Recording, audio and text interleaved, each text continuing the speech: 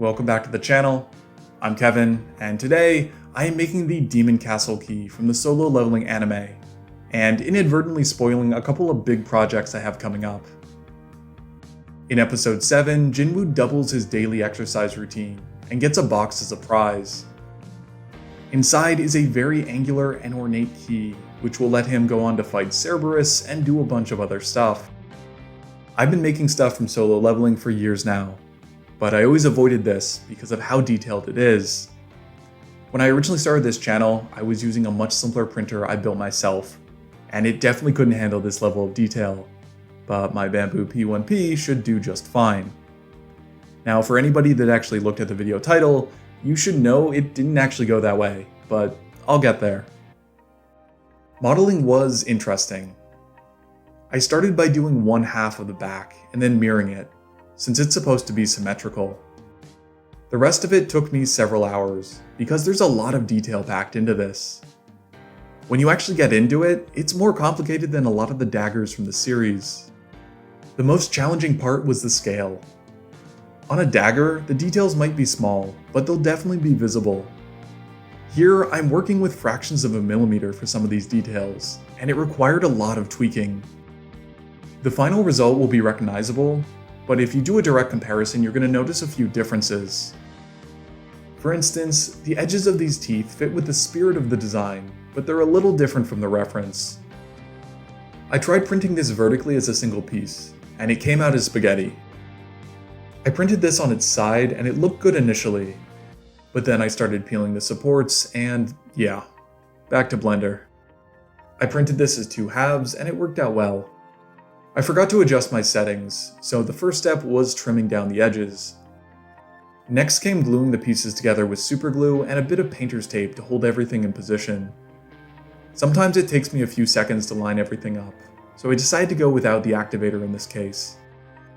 There was a slight gap between the pieces, so I very carefully applied some wood filler. At this point, I had a radical idea, which explains the video title.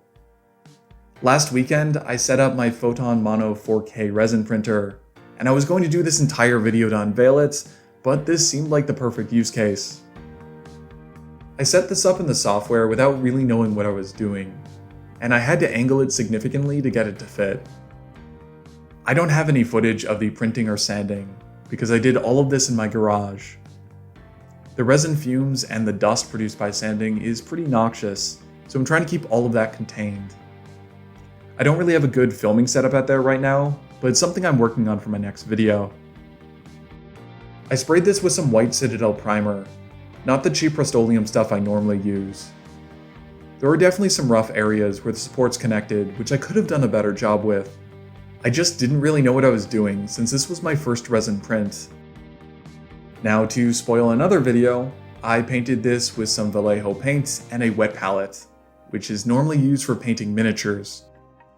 So a friend of mine got me interested in painting minis, and I've been recording every second of it. I see a lot of videos like how to paint your first miniature, or 5 things I wish I knew when I started painting minis, but I'm actually recording my entire journey and narrating what it's like to get into this hobby. If you're interested, the video will probably be out in a month or two, so be sure to subscribe and hit the notification bell. I decided to use my more expensive Vallejo paints on this because I want the finish to be as smooth as possible. I attempted to do 2 thin coats to get good coverage, but since I still struggle with paint consistency, it was more like 3 watery coats, and there was still some variation in color. I'm just painting this a plain bloody red, with no wet blending or highlighting that you'd normally see on a miniature, for 2 main reasons. First off, I don't think I actually need to. So my understanding, which could well be wrong, is that most of the miniature painting techniques we see are meant to mimic light and reflection that don't necessarily scale down nicely. Since this prop is technically full size, I don't need to worry about mimicking specific lighting. The second reason, if we're being honest, is because I can't. I'm still a total noob, and haven't even finished painting my first mini. There's probably something really cool you could do with this. I just don't have the skills for it, at least not yet. I sprayed this with a clear gloss coat and it was done. I'm super happy with this as my first resin print, but there's definitely room for improvement. I could have done a much better job sanding and finishing this print, which I think is something that will come with time. My priming was spotty, and on some areas you can even see areas that didn't get primed, where the paint just didn't adhere and you can still see some of the resin's original gray. The paint color is also a little inconsistent, which kinda works with this design, but tells me I need to get a lot better at using my wet palette. Now, do I think this would have turned out better if I stuck with the original non-resin version? Probably not. I think the color would have been more consistent because I'm more used to working with acrylics, but the crisp details from the resin printer just can't be beat.